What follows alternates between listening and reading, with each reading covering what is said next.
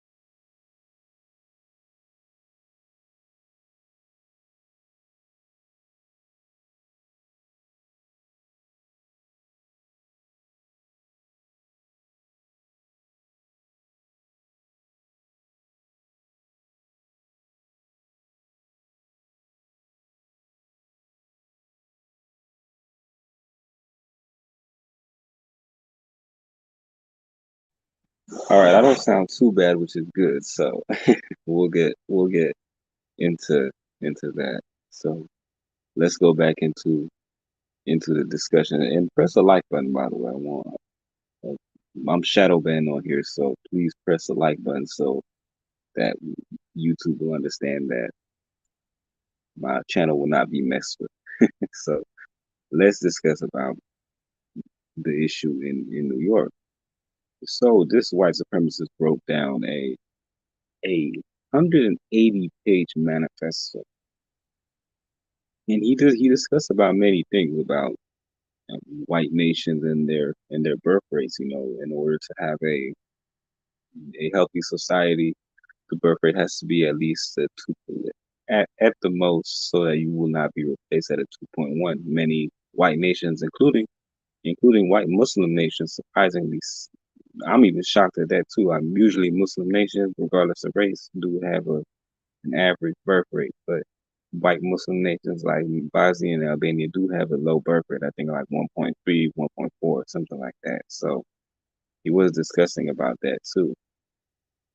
But and he did have support of the Azov Battalion. The Azov Battalion is a neo-Nazi group that Joseph Biden is supporting right now. So Joe Biden, you are responsible for this. And to be honest, any other white supremacists too. And from I've some people have sent me some clip notes and some summarized notes about it. I looked into it myself in regards to what Peyton was saying. And to be honest, there was it was insane, but there was a lot of things where he was saying how his political ideology it fluctuates. One day he said he first started getting into politics. He was when he was a very young kid. He started off as a communist, a very extreme communist, and then he started flirting with the idea of fascism. My thing is, those two ideologies are completely opposite of each other. How could you flirt with both sides of the ideology? But then again, white supremacists and racists in general, they do enjoy taking both sides of the conversation, and in regards to their politics and their beliefs, if it benefits them, they will use that argument or use that political narrative. So yeah, it just depends on how they feel. It's like one minute they're communists, the next minute they're environmentalists, the next minute they're fascists, the next minute they believe in gun control, the next minute they don't believe in gun control, the next minute they believe in immigration, and the next day they don't believe in immigration. That's their mentality, to be honest. And at the end of the day, that's their mentality. Another thing too, and I really don't want to get into a slippery slope, but let's talk about it. God damn it. Hold on. My mic's getting making sure that everybody could hear me. Hold on.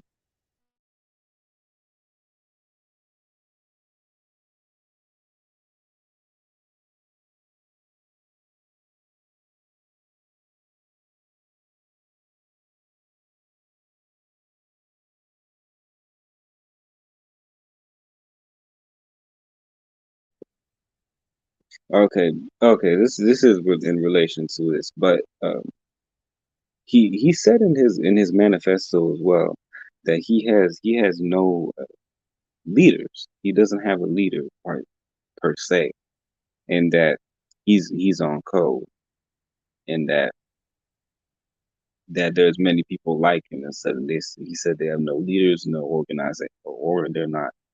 He said that they're not in one whole group. He said they can be in a variety of different groups all over the United States, all over the world. And this is what I'm saying too, is that a lot of these people, they're not in just one group. I know some people used to be like, oh, you gotta blame the Republicans. Oh, you gotta blame the Republicans, which is true. You do have to blame the Republicans. But then again, at the same time, not every white supremacist supports Republicans. There's many of them who support Democrats as well. There's many of them who support independents. Some of them are environmentalist groups.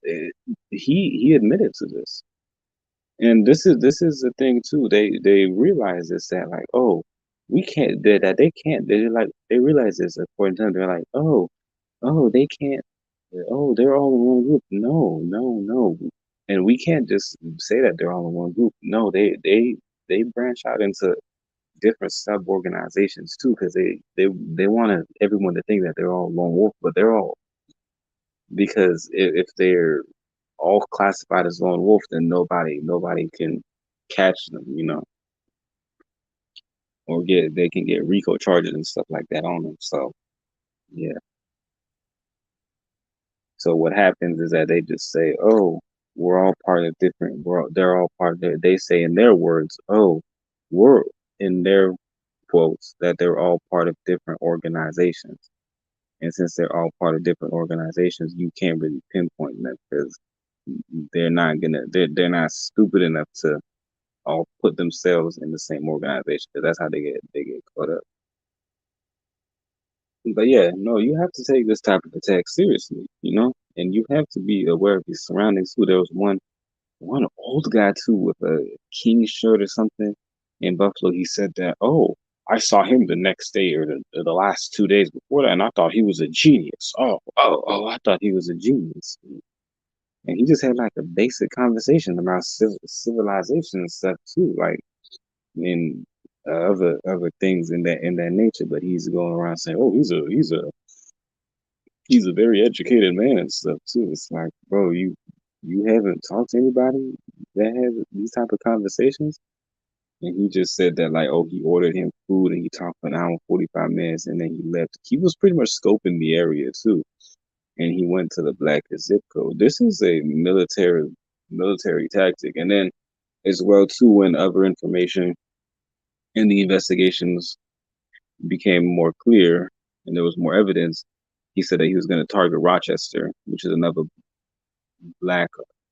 I don't think I wouldn't say it's majority black. I think it's about maybe 39 to 40% black. Black people are the largest group in Rochester, New York. So he was looking for black people there, but he decided to go to Buffalo instead. Buffalo, New York, which is, yeah, I would say Buffalo, New York is I've been there a few times when I was a little kid. I've been to both Buffalo and Rochester.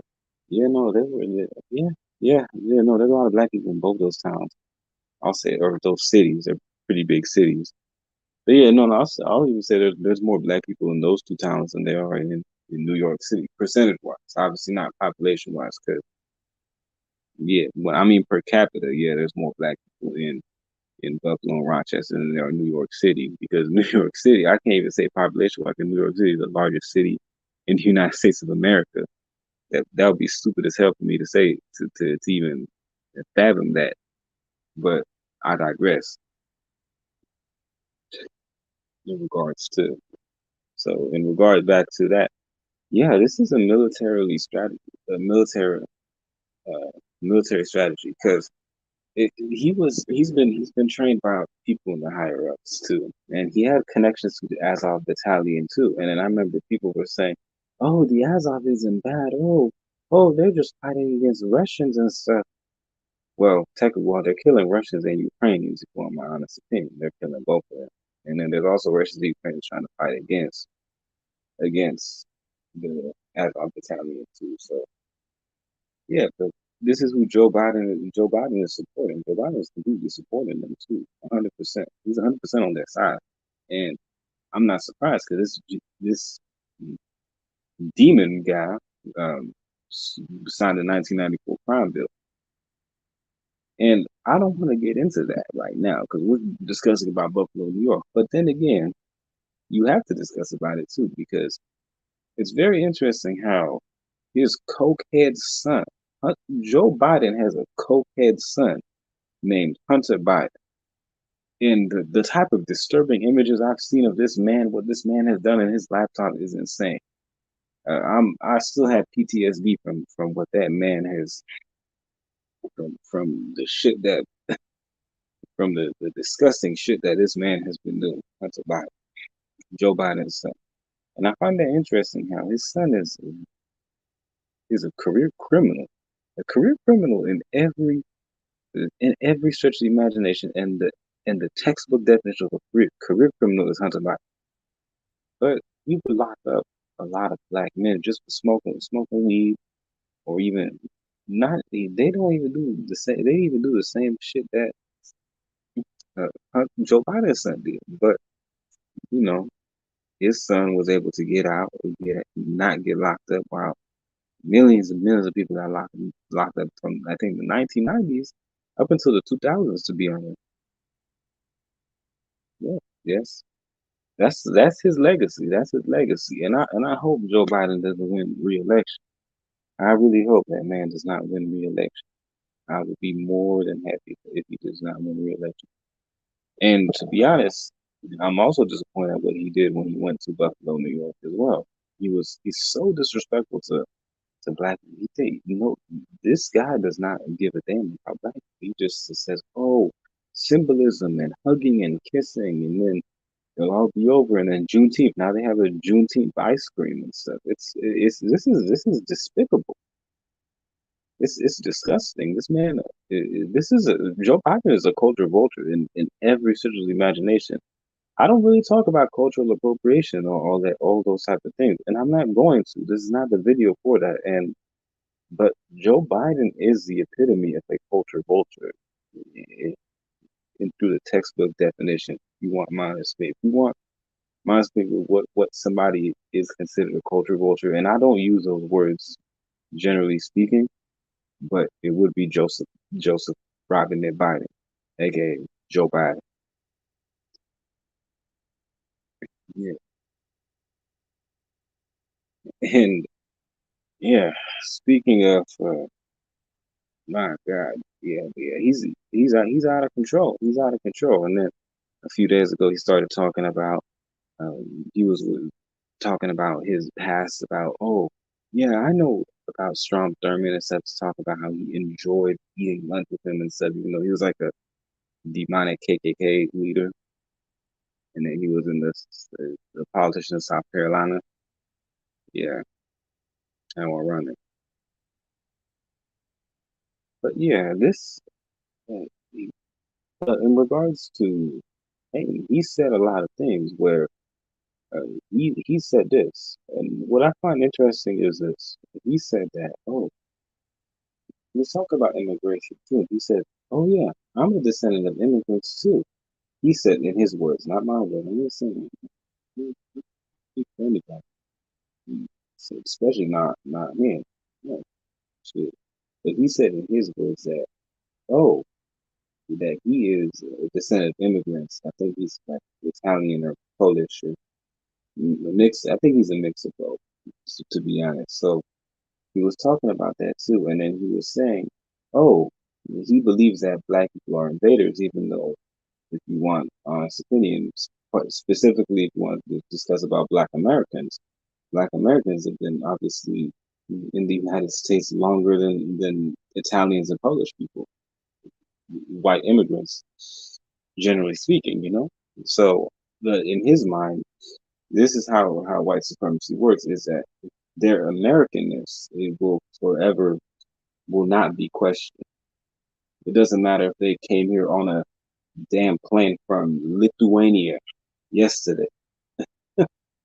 They'll be from Lithuania yesterday. They come to the United States from Lithuania, stay on the airport, but they'll be more American.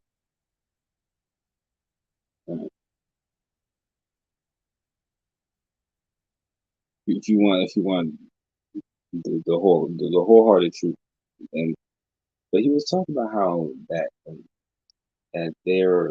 oh, black people are invaders, oh, this and that, and it's like, okay. And then he was talking about how, oh yeah, and the United States is a white occupied land, even though it used to be belong to Native Americans. And he said yes, but he was talking about modern times, and then he also talked about how Afghanistan was a white country too. I was actually shocked that I've heard some people would be arguing that point, but I never thought that that was actually like a legitimate argument, that he thought that Afghanistan was a is a white nation. It's a white nation. Oh, it's a white Aryan nation, but and he said, but it became Arabized. But then I'm like, well, there's not really that many Arabs living in Afghanistan, so it's it's a bunch of it's just a bunch of it's just his own narrative. It just depending on how he feels, you know. Like I said, they switch their ideology based on how they feel. So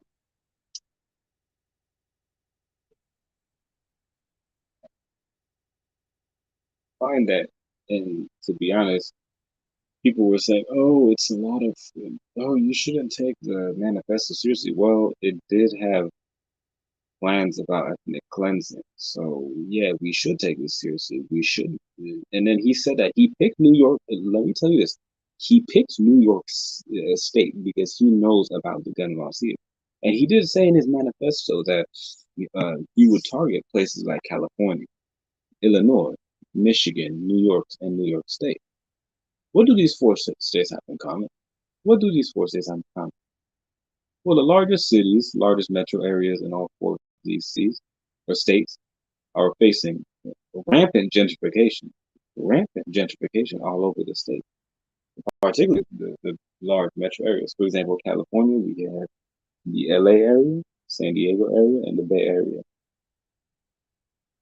All rampant gentrification. People are moving out to Central Valley, people moving out in the Empire, El Centro.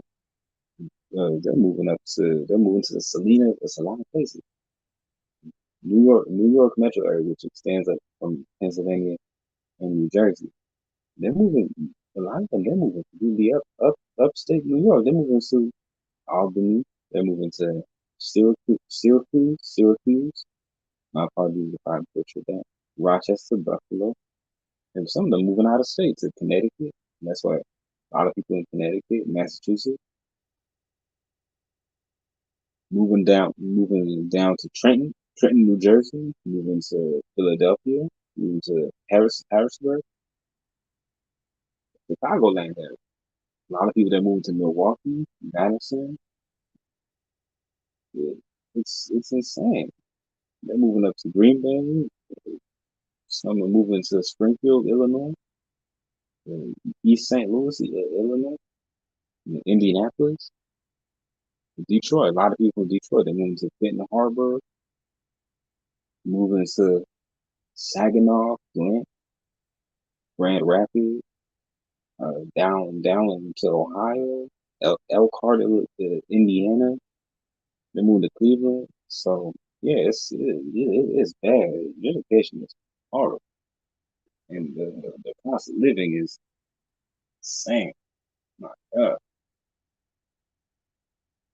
But he picked those states because they had the high tools for gun control law, and then he knows where black neighborhoods are, black enclaves all over the United States.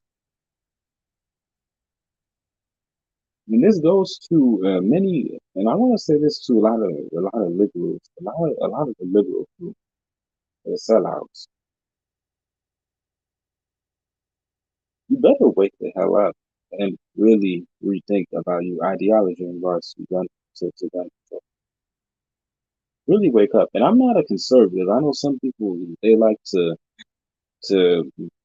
brand me and attack me all the time. One minute, some people think I'm some Republican. The next minute, they think I'm a communist. The next minute, they think I'm a Muslim. The next minute, they think I'm some crazy nationalist. Some people think I'm.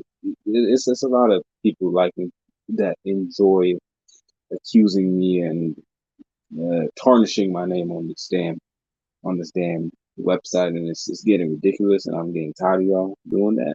But y'all love to tarnish and say things that say that I say things which I don't, or take my words completely deliberately out of context. But it is what it is, and yeah. But rethink your ideology when if you if you if you were in that situation and you had a gun, I know for a fact that you would shot down Peyton Brendan. I know he had a darker suit, and it was and I was the minute I heard about a darker suit too. This was 2 months ago. I was telling people, "Hey, be careful. Somebody might use this. Somebody might use this. Be careful, be careful." You know, when you're in the streets, look around you. Look for suspicious behavior. You know, always be cautious of some stuff. You know, because you never know. You never know what's gonna happen. So always be cautious. Always be cautious. That's what I'll say. Always be cautious. Let me see my private chat. Excuse me for a second. Always, always be cautious. Another thing too, you need to take these topics depth seriously because these racists see this as a war, and I know, and I'm not saying that. And to be honest, people say, "Oh, there's good white people." Yeah, there's good white people. There's good non-black people. I'm not denying that. But you have to realize that yeah, there's good people of all races, but there's some really fucked up there's a lot of fucked up people that would want to take you out and put you in concentration camps. You have to defend yourself because your friends of other group are not like I'm sorry, but you can't depend on them to to fight for you. You have to fight. You have to fight your own battles. I'm sorry. I'm not saying that like, oh, I wouldn't want like to, oh, I don't want assistance and stuff. It's just that it's better to be self-sufficient so that you don't have to be a, a dependent person on anybody. That's my opinion, you know. But this is it is another extreme. Even Al Sharpton talking about the gun violence. This is gun violence. No, it's not gun violence. And then he was talking about how this was an attack on immigrants as well. No, he was attacking black people. And to be honest, I mean, and even if there were some uh, immigrants that were there, they probably were targeted too. They were targeted based on the color of their skin. Like, yeah, there are African immigrants and Caribbean immigrants that live in Buffalo, New York, especially in that neighborhood on the east side of Buffalo. You know, there's a lot of people that have immigrated from Jamaica, from Haiti, Barbados, Ethiopia, Somalia, Kenya, Djibouti, Sudan, South Sudan, Eritrea, Nigeria, Liberia, Egypt, Libya, Tunisia, Morocco, Cape Verde, Madagascar, South Africa, Namibia, Botswana, Angola, Ghana, a lot of people, even Brazil, Guyana, Suriname, Belize. I don't want to keep on naming countries, but yeah, of course, but they were targeted because of the color of their skin and race, because people in this country they see race first. They don't see like when they like I tell people this too. They people here see race. They don't see like your status. Immigrant is a status. It's subjective too to where you are. Because I mean, if you're if you're an immigrant in the United States, doesn't mean that in your home country you're not that you're an immigrant there. You're an immigrant in the United States. That's all. It's just a status. It's just a status, and then it's more of a social status too, to some degree, and then national status, I would say, to some degree as well. But people like when people see this is an issue too. When people see a man from let's say Vietnam, yeah, they're not going to see him as an immigrant first. They're going to see him as a Vietnamese, an Asian person who's of Vietnamese descent first. That's how they're going to see him. Even his kids too. They're not gonna. They might not know. They know that his kids were born here in the United States, but however, they know that it's somebody that he's Vietnamese. That's what I'm saying. People need to be honest with themselves to be before it's too late, and that's my issue with Al Sharpton in regards to that. It's very disappointing. And to be honest, you might never see me vote Democrat. I never voted Democrat too, even though I was being forced by many people to be attacked viciously in 2020. They were viciously persecuted, actually. It was political persecution that I was facing. and social persecution too. For not succumbing to voting for Biden. Because I knew all this stuff was going to happen. I knew that if he was to be elected, the conditions would worsen globally and in the United States. Speaking of Joe Biden, he was in the eastern region, I believe, Northeast Asia. Yes, he was because he's trying to capitalize off the tensions between China and Taiwan. I don't want to get into my God. I'm talking about China and Taiwan. And I was kind of talking about Buffalo. I was talking about China and Taiwan. But yeah, many Asian countries they're telling his ass to get the hell out of here. And to be honest, when he went to Buffalo, that should have been the same sentiment amongst the black people of Buffalo. Get the hell out. This is not your neighborhood. Get out. You don't belong. Joe Biden. You don't know what you're doing. You're too sleepy Joe. Get your ass out. You're being taken advantage of by the elites taking complete advantage of his ass. So that's why these gas prices are so high. These oil guards they're out of control. These gas prices, man, these gas prices are out of control. These gas prices, and you don't know what this man has signed. Joseph Biden, we don't know what that gentleman signed because this gentleman has complete dementia. Yes, complete dementia, Joe Biden. That and it is insane, and it is scary how he how out of touch with reality this guy is. He was if you last month, if you did not see it, he was in North Carolina. I believe it was HCBU, historically black H historically black college, HBCU. My apologies about that. So he was in a historically black college in North Carolina. I'm not too sure what the city was or the university, but he was extending his hand to the air, and he thought somebody was there, and he tried to shake the hand of air, and then he tried to brush it off, and he walked out. And I'm not. And people say, "Oh, if you say this is age discrimination," no, it's not age discrimination. I know a lot of 80-year-olds that were very fit, with even other people who are even like a few years older than like Bernie Sanders. Bernie Sanders is a lot more fit than Joe Biden. Regardless of what y'all say about Bernie and stuff too, and regardless of what you say about Bernie, he was a lot more fit to lead than Joe Biden physically. Oh, most definitely physically, and he can actually hold a conversation and interview long enough for you to understand what he's saying. I'm not shitting on Joe Biden. I'm really not. But it is, in regards to data, I have no respect for this man at all. And if you want my honest opinion, I have no respect for Joe Biden.